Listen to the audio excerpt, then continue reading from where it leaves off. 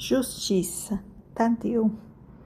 Betsaida era o centro de muitas atenções, por causa da permanência ali, por algum tempo, do divino amigo, todos os seus admiradores e principalmente dos irmãos da comunidade em Cristo. Nas ruelas e praças, renuncia-se criaturas discutindo sobre a fama de Jesus, se ele era realmente o Messias. Pairava no ar um composto de fé e de dúvida da massa humana. Ao passar por esses grupos, alguns dos discípulos viam-se questionados de todas as formas e apenas abençoavam a todos sem que a resposta fosse solução. Ainda não havia a ordem, ide e pregai. A edificação doutrinária no íntimo de cada um estava por se fazer.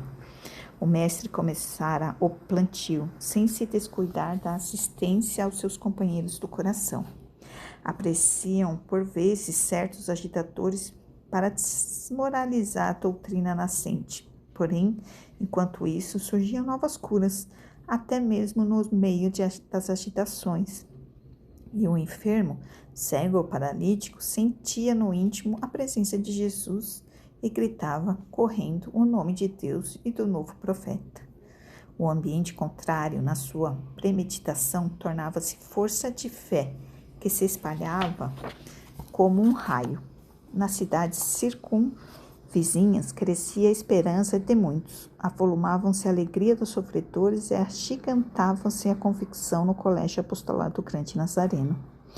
Tadeu, o nosso personagem dessa mensagem, estava em um sítio próximo a Betsaida, pertencente a um velho carpinteiro que conhecera seu pai e que lhe convivera por muitos anos, pois a sintonia do trabalho e das ideias os fazia unidos. Tadeu, que ali passara a noite, não conseguiu conciliar o sono. Pensamentos múltiplos o torturavam, e a sua razão, por força das circunstâncias tais, desmereceu a própria personalidade, em se tratando de um participante da comunidade de Cristo. O que João e Tiago tinham em abundância, nele era escassez. A sua mente não conseguia armazenar conhecimentos, nem extrair o saber que vinha envolvido nas parábolas. Era preciso a cooperação dos outros, e mesmo assim o seu esforço se tornava desumano para sentir um pouco daquilo que era abundante para muitos dos discípulos. Todavia, a vida premiou Tadeu com um corpo másculo, mas parecia um gigante dos contos orientais, porte esbelto, mas de tendências grosseiras. Também os céus não se esqueceram de dar-lhes um coração simples e bom. Vamos encontrar o gigante hebreu na despedida da madrugada, contemplando as últimas estrelas do firmamento azul, querendo orar sem condições. As grossas lágrimas o interrompiam, em virtude das emoções que se estendiam por todos os sentidos, entorpecendo sua fala. Não obstante, seus pensamentos se irradiavam na mais profunda humildade, pedindo a Deus que o dotasse de mais um pouco de inteligência para que pudesse ouvir e entender Jesus. Sentia-se humilhado diante das exposições filosóficas e doutrinárias dos outros companheiros. Não vê mais estrelas. Desce as vistas e nota o despontar do astro-rei, como se fosse a resposta do Pai Celestial para iluminar sua consciência. Sorri por alguns instantes e pensa firmemente na reunião da noite com Cristo. Não sente fome nem sede, pelo contentamento e pela esperança nova que nascerá em seu coração. E tira o dia para um passeio pelos campos próximos, respirando o ar puro e conversando com a natureza na dimensão que as suas faculdades permitiam. Quando os últimos raios de sol se apagavam no horizonte de Betsaida, o homem sarrão já procurava assento dentro do templo onde estavam Cristo e seus discípulos. Ali o tempo era perfeitamente aproveitado. Bastou um simples olhar de Jesus para que João erguesse uma sentida prece a Deus e aos anjos, buscando o ambiente mais favorável no sentido do aprendizado deles. Terminada a oração, notava-se de leve um aroma agradável, que parecia penetrar nas mais secretas regiões da alma.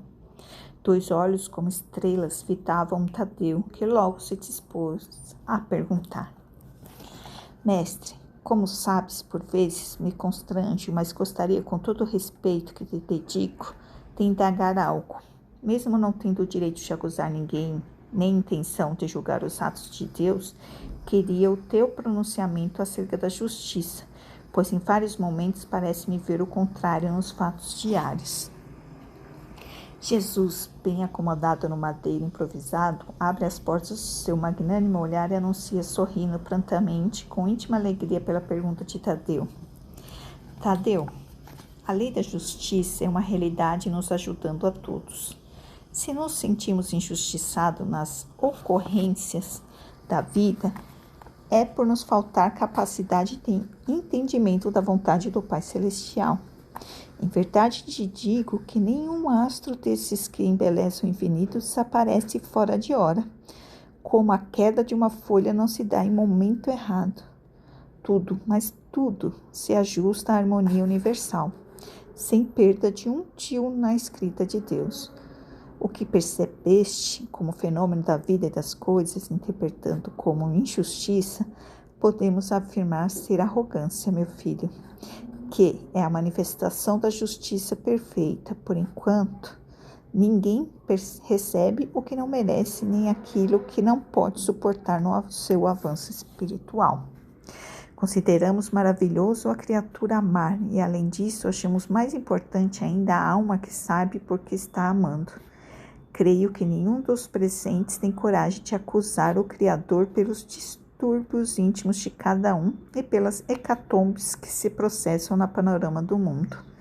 Esses fatos, dentro e fora de nós, consomem vidas e mais vidas, faz jorrar rios de lágrimas e sangue, deixam multidões de viúvas, incontáveis crianças órfãos, que não têm coragem de se acusarem. Apesar disso, vivem em dúvidas atrozes, dispersando forças do coração e da inteligência em círculos viciosos sem o devido proveito. Deixa que o silêncio os ajude a gravar o que ouvir e prossegue com dignidade. Eis que, se compreendermos os desígnios do Senhor, se pelo menos atentarmos no porquê das coisas, tudo se aclara. As leis que imperam como justiça somente são vistas com bons olhos quando as analisamos com sabedoria. Do contrário, ficamos nos debatendo no ambiente agressivo da ignorância. Tadeu, depois de alguns momentos, sem nada ouvir do mestre, se manifesta apressado. Então, Jesus, envolvido em meiguice espontânea, adianta-se entendendo sua vontade. Quando somos dotados de força física, Tadeu, é justo saber como usar essa força. Juiz, só um o é, e a ele pertence todos os direitos de aplicar a lei de reação das ações executadas. Se queres saber, é bom que logo te conscientizes disso. Os meios de ser útil à coletividade a si mesmo são incontáveis, sem anunciar o dever de ser caridoso, pois Deus está em toda parte. Ele vê antecipadamente o ato benevolente, o gesto que em primeiro lugar harmoniza a consciência de quem o pratica, em todos os casos. A justiça aplicada pelas mãos humanas, além do escândalo, tem interesse em anunciar uma valentia que está impulsionada pela vaidade e, para tanto, exige as leis criadas pelo Senhor, que nunca se esquece daquilo que deve ser dado a cada criatura, atuando também como vigilante na defesa daqueles que são realmente inocentes. Basta, para os que se reúnem em nome de Deus nessa Assembleia, confiar na justiça universal e procurar entender a mensagem dos céus, que desponta em todos os fatos do mundo. E os fatos do mundo